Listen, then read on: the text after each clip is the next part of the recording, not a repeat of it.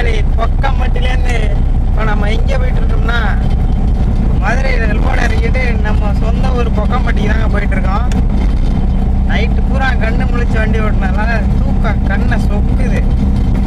நம்ம நேரமா என்னன்னு தெரியல, வழியில ஒரு டீ கடையை கூட காணும். சரி இப்போ என்ன பண்றேன்னு தெரியல. வண்டி அங்கிட்டு இங்கிட்டு போயிட்டு வந்துக்கு இருக்குது. குறுக்கு யாரும் வந்து மோதிராம இருங்க. ஒரு 5-6 கிலோமீட்டருக்கு டீ கடையே காணும்.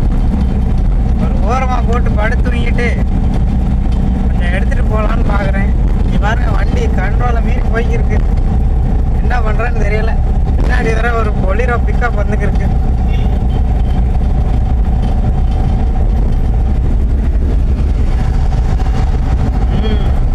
அண்ணன் அடிச்சு ஓட்டி போய்க்கிருக்காப்ல.